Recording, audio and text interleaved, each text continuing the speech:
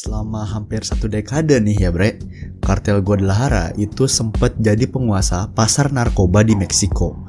Tapi semuanya tuh jadi berubah gara-gara satu keputusan fatal dari salah satu pemimpin mereka, yaitu si Rafael Caro Quintero, di mana dia ini merintahin buat nyulik dan ngebunuh secara brutal agen khusus Enrique Kiki Camarena.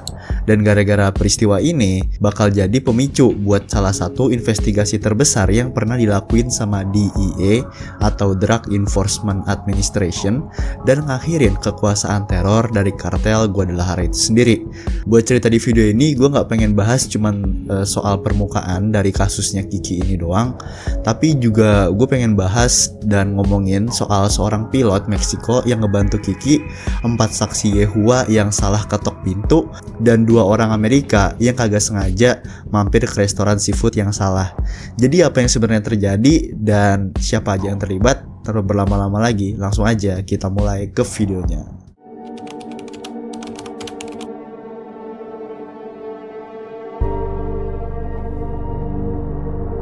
Tanggal 7 Februari 1985, sekitar 4 atau 5 mobil berisi pria bersenjata itu parkir di luar konsulat Amerika Serikat di Guadalajara, Meksiko. Mereka ini lagi nunggu Kiki itu keluar. Begitu dia ngelangkah keluar dari konsulat, pria-pria ini langsung nyeret Kiki ke salah satu mobil dan ngebawa dia ke sebuah guest house terdekat. Dan itulah dia momen terakhir kalinya Kiki ini kelihatan hidup oleh siapapun selain para penculiknya. Sebelum kita ngomongin soal apa yang micu penculikannya ini, mari kita kenal dulu siapa Kiki itu sebenarnya. Enrique Camarena itu lahir tanggal 26 Juli 1947 di Mexicali, Meksiko.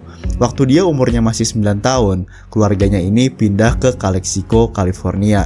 Saat itu hidup emang lagi kagak mudah buat keluarga mereka, buat keluarganya Kiki ini. Jatuh miskin dan ngehadapin banyak kesulitan, tapi Kiki kagak pernah menyerah. Dan akhirnya dia lulus SMA di tahun 1966, terus langsung gabung ke Marinir. Dan setelah itu dia keluar dengan hormat di tahun 1970. Setelah keluar dia kembali lagi ke Calexico. Di sana dia nikahin pacar masa SMA-nya, terus mulai keluarga dan ngejar karir di penegakan hukum. Setelah dapat gelar di bidang hukum pidana, dia gabung sama Narcotics Task Force di Imperial Country. Dan dalam spare waktu sekitar setahun, dia udah masuk ke DEA. Sejak tahun 1930-an, Amerika Serikat itu udah perang lawan narkoba. Sebelumnya, jaringan besar yang dikenal sebagai The French Connection itu udah nyelundupin heroin dari Indochina dan Kuba lewat Turki ke Prancis, lalu ke Amerika Serikat. Nah, pemerintah Amerika Serikat ini udah berhasil ngehancurin jaringan itu di tahun 1970-an. Tapi kayak biasa, begitu satu jaringan jatuh, yang lain langsung ambil alih. Masalahnya, aliran narkoba dari Meksiko ke Amerika Serikat itu selalu jadi sumber masalah tanpa akhir, bre. Karena pemerintah Meksiko itu udah gagal ngendaliin situasi ini. Dan pada tahun 1973, Presiden Amerika Serikat, Richard Nixon, itu ngedeklarasiin perang lawan narkoba dengan ngebentuk DEA. Karena fasih berbahasa Spanyol, Kiki jadi salah satu agen spesial DEA tahun 1974. Keluarganya sebenarnya udah tahu kalau pekerjaan ini bakal bahaya banget kan. Ibunya bahkan udah nyoba ngebujuk dia buat mundur. Tapi Kiki kagak mau mundur. Baginya masalah narkoba di negaranya emang adalah isu yang besar banget dan harus ditangani gitu. Dia percaya gitu kan, meski cuma satu orang, dia tetap bisa bikin suatu perubahan. Tahun 1980, DEA buka kantor di Guadalajara. Temen dekatnya Kiki itu nyaranin dia buat ngelamar tugas di sana. Waktu itu Guadalajara lagi jadi pusat perdagangan narkoba, dan Kiki ngelihat ini sebagai peluang besar buat karirnya. Setelah diskusi bareng istrinya, akhirnya Kiki mutusin buat setuju pindah ke sana bareng keluarganya. Tapi gue yakin Kiki dan keluarganya kagak nyangka kalau keputusan ini bakal ngebawa keluarga mereka ke dalam bahaya besar. Di tahun 1980-an, kartel Guadalajara emang lagi ada di puncak kejayaannya, bre. Organisasi ini itu udah lebih besar dari kartel manapun di Meksiko waktu itu, bre. Dengan jaringan korupsinya yang udah merambah ke seluruh sudut Meksiko. Kartel ini didiriin sama Miguel Angel Felix Gallardo, Rafael Caro Quintero, dan Ernesto Fonseca Carrillo. Gallardo yang dikenal sebagai El Padrino atau The Godfather itu berhasil nyatuin para bos narkoba Meksiko buat fokus pada keuntungan dan ngejar profit. Sementara Quintero dan Fonseca perannya di kartel ini itu sebagai orang yang lebih brutal dan berdarah dingin. Istilahnya kayak Gallardo ini otaknya, sementara Quintero dan Fonseca itu jadi kayak ototnya gitu. Quintero khususnya itu udah punya reputasi sebagai sosok yang kagak kenal ampun. Keputusannya juga yang ngebikin mereka buat nyulik dan ngebunuh Kiki, yang dimana keputusan ini itu jadi awal kehancuran kartel Guadalajara. Seperti yang udah gue bilang tadi, kartel Guadalajara itu udah terkenal sebagai penyelundup ribuan ton marijuana ke Amerika Serikat.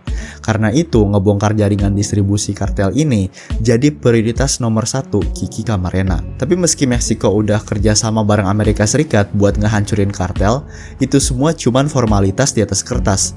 Karena nyatanya, DEA itu cuman boleh ngumpulin intel dan informasi, tapi kagak bisa nangkep kriminal kartelnya gitu. Mereka juga boleh bawa senjata, tapi cuma di siang hari, dan kagak boleh nembak kecuali situasinya DEA diserang lebih dulu. Kan gimana ya, agak konyol gitu ya. Nah, kenapa aturan ini ada? Jadi aturan ini tuh buat mastiin agen DEA kerja bareng sama otoritas Meksiko dan kagak kerja sendiri gitu kan. Meski faktanya korupsi itu udah terlalu merajalela di pemerintahan Meksiko, dan otomatis informasi yang udah dikumpulin sama DEA itu sering bocor ke para bos narkoba yang ngebayar mahal para pejabat Meksiko. Tapi tekanan kuat dari Amerika Serikat akhirnya bikin Meksiko mulai program pemberantasan opium dan ladang marijuana. Program ini itu termasuk operasi udara bernama Operasi Trizo yang ngelibatin penyemprotan defoliasi menggunakan pesawat. Salah satu pilot dalam misi ini adalah Kapten Alfredo Zavala Avilas, teman dekatnya Kiki Camarena. Nah, di tahun 1982, Kiki dan Alfredo itu ngebantu ngehancurin ladang marijuana seluas 200 hektar yang pekerjain ratusan pekerja. Gara-gara itu kartel sempat terpukul, tapi mereka kagak berhenti. Begitu juga dengan Kiki. Tahun 1984, Kiki dapat info dari seorang informan soal ladang besar di Chihuahua, tepatnya di Rancho Buffalo. Dia langsung lapor lah ke atasannya dan minta foto udara lokasi itu dari pemerintah Meksiko. Tapi foto yang dikasih ternyata cuma foto lama yang sebelum ladang itu dipakai sama kartel. Jadi otomatis ya kagak nunjukin apa-apa gitu kan. Kagak nyerah, Kiki dan Alfredo mutusin buat terbang langsung ke sana buat ngambil foto baru. Hasilnya mereka nemuin ladang raksasa seluas 2.500 hektar dengan estimasi produksi tahunannya itu senilai 8 miliar dolar. Setelah disodorin foto dan info ini, pemerintah Meksiko kagak punya pilihan lain selain bertindak. Akhirnya mereka ngirim 450 tentara buat ngebakar ladang itu sampai habis. Kali ini kartel Guadalajara bener-bener kena pukulan telak, dan operasi ini ditetapin jadi penyitaan terbesar dalam sejarah DEA. Para bos kartel yang selama ini ngerasa kagak terkalahkan itu mulai sadar ancaman nyata dari DEA. Desperasi mereka berubah jadi paranoia total, dan Guadalajara berubah jadi tempat yang berbahaya banget. Kagak cuman buat agen DEA, tapi juga orang Amerika. Akhir tahun itu, Benjamin dan Patricia Muscarinas, pasangan dari saksi Yehua, itu pindah ke Guadalajara buat kerja untuk keluarga kaya Meksiko. Mereka ngundang dua temennya waktu itu, yaitu Dennis dan Rose Carlson, buat bergabung nyebarin kepercayaan mereka. Tapi pada 2 Desember 1985, mereka ngetuk pintu yang salah, yaitu adalah rumahnya Ernesto Carrillo, salah satu pemimpin kartel Guadalajara yang gue sebutin tadi. Paranoia Ernesto itu bikin dia ngira kalau mereka ini adalah agen DEA yang lagi nyamar. Dan gara-gara itu perintah langsung dikeluarin sama Ernesto buat nangkep mereka. Alhasil keempatnya langsung dibawa ke sebuah peternakan di luar Guadalajara. Di sana mereka diinterogasi sama Joaquin El Chapo Guzman, yang lagi itu statusnya masih jadi anggota di kartel Guadalajara, dan dia udah dikenal sebagai individu yang menikmati kekerasan. Mereka dipukulin, disiksa, dan akhirnya dibawa ke kuburan massal yang udah disiapin. Di sana satu persatu mereka ditembak mati. Tragedinya kagak berhenti di situ. John Walker, seorang jurnalis, itu datang ke Guadalajara buat ketemu temannya, yaitu Alberto Radelat. Mereka ini janjian di sebuah restoran seafood. Kagak tahu kalau restoran itu adalah miliknya kartel dan lagi dipakai buat acara pribadinya kartel. Begitu mereka ngomong dengan aksen Amerika, Caro Quintero langsung merintahin mereka buat dibawa masuk. Mereka disiksa di ruang belakang restoran pakai ice pick, sampai salah satu dari mereka di bawah tekanan ngaku sebagai agen DEA. Meskipun ya itu bohong. Penyiksaan berhenti, tapi nasib mereka udah ditentuin. Mereka langsung dibawa ke hutan La Primavera, sebuah kuburan massal tempat ratusan tubuh ditemuin selama bertahun-tahun. Di sana lagi-lagi El Chapo bunuh John di tempat. terus ngebungkus tubuhnya dengan plastik dan ninggalin jejak teror yang bikin siapapun mikir 2 kali buat nantang kartel. Nah, sekarang kita lanjut ke kisahnya Kiki. Pada 7 Februari 1985, hari itu Kiki baru aja keluar dari konsulat Amerika Serikat buat makan siang bareng istrinya di restoran favorit mereka. Tapi rencana itu kagak pernah terwujud. Seorang pria ngedeketin Kiki sambil nunjukin lencana DFS, yaitu Badan Intelijen Meksiko waktu itu. Nah, dia bilang nih ke Kiki kalau atasan di DFS itu pengen ketemu sama Kiki. Sebagai agen yang disiplin, Kiki bilang kalau dia tuh perlu ngelapor dulu ke supervisornya. Tapi tiba-tiba segerombolan pria lain datang, nodongin pistol ke tulang rusuknya dan maksa dia buat masuk ke kursi belakang mobil mereka. Ya kagak bisa berkutik, Kiki akhirnya masuklah ke mobil dan dibawa ke sebuah rumah besar di 881 Lopez de Vega, di mana pesta aneh itu lagi berlangsung.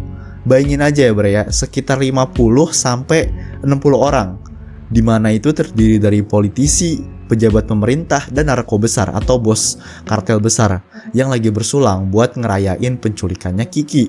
Di rumah itu Kiki ditahan di guest house dan mulai diinterogasi habis-habisan soal Ranch Buffalo, yang adalah ladang ganja raksasa yang dia bantu bongkar, informan yang ngebantu dia, dan situs perkebunan lain yang mungkin dia tahu.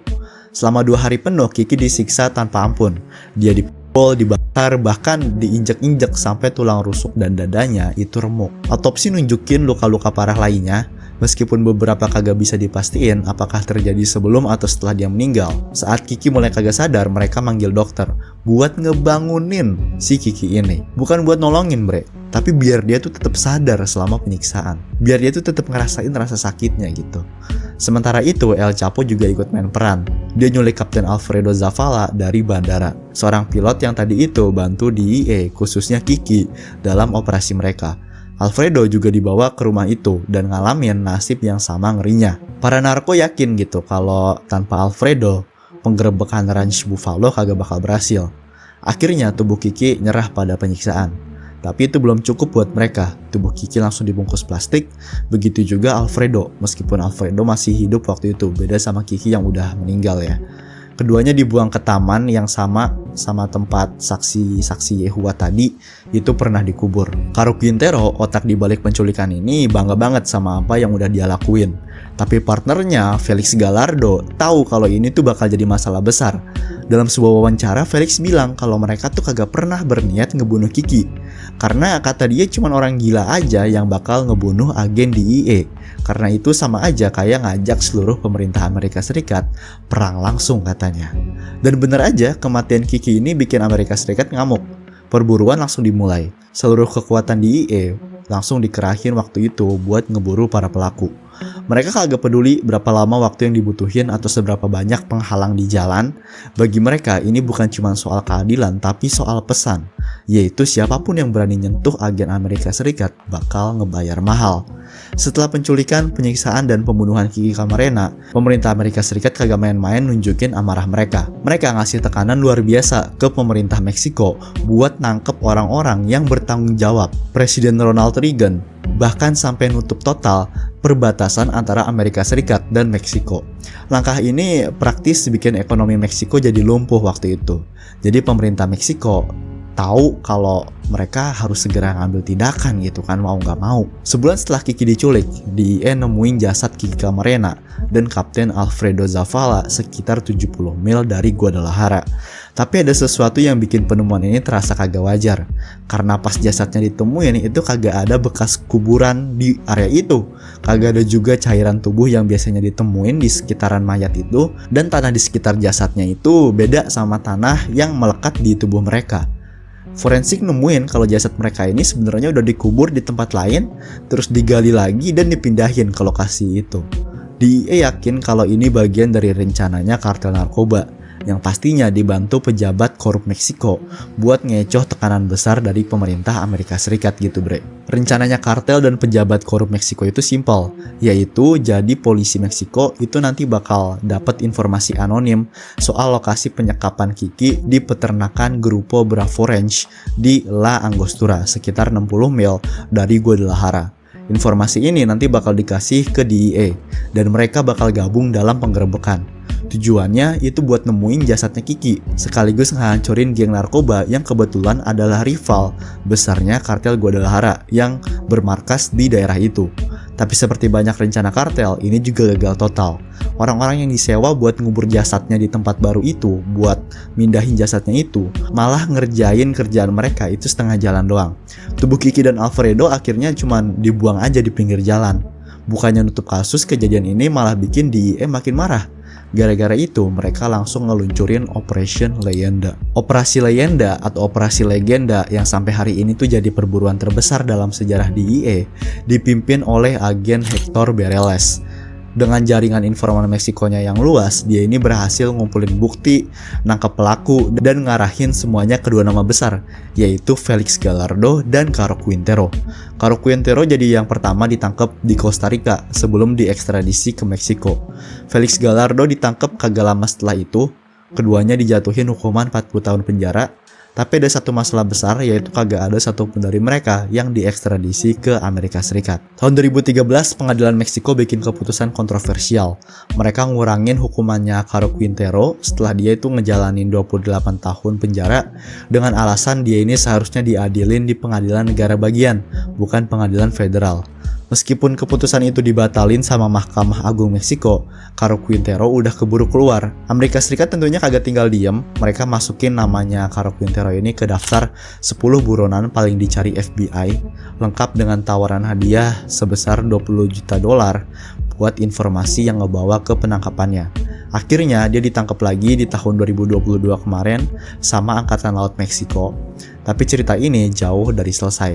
Selama bertahun-tahun teori konspirasi itu terus bermunculan soal pembunuhan Kiki Camarena ini. Salah satu yang paling ngejutin itu adalah kedugaan keterlibatan CIA. Informan Meksiko itu bilang ke agen Bereles kalau ada operasi CIA yang hadir waktu Kiki ini diinterogasi atau diculik sama kartel. Di era 1980-an, pemerintah Amerika Serikat itu terlibat dalam mendukung pemberontak kontra di Nicaragua. Kabarnya CIA ini kerjasama sama kartel narkoba buat ngumpulin senjata dan dana untuk pemberontak itu, sambil ngizinin narkoba masuk ke Amerika Serikat.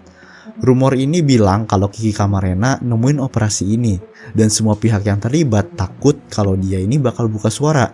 Akhirnya mereka mutusin kalau dia harus disingkirin. Yang aneh, kagak lama setelah Bereles mengungkap informasi ini, dia dipaksa pensiun dengan karirnya yang hancur. Jadi, apakah pembunuhan Kiki ini dilakuin sama kartel, pejabat korup Meksiko, atau CIA? Sampai sekarang kagak ada yang tahu pasti. Yang kita tahu pasti adalah Kiki Camarena udah bikin perubahan besar. Pengorbanannya ini micu crackdown terbesar terhadap kartel Meksiko dalam sejarah. Bahkan meskipun dia kagak hidup untuk ngelihat hasilnya, warisannya bakal terus terasa oleh generasi berikutnya. Orang-orang ini jadi bakal tahu kalau dia ini bukan cuman agen DIE. Dia adalah simbol dari perjuangan ngelawan kejahatan yang terorganisir. Dan di balik tragedi ini, dia udah ninggalin pesan yang jelas. Kalau keadilan mungkin bakal datang lambat, tapi itu kagak pernah berhenti buat ngejar para penjahat. Oke bre, itulah dia buat video gua kali ini. Kalau kalian ada info, pandangan, atau teori tambahan, bisa coba tulis di kolom komentar di bawah. Dan kalau kalian suka sama video ini, jangan lupa like, comment, share, dan subscribe channel ini. Sampai jumpa lagi di video berikutnya. Dadah!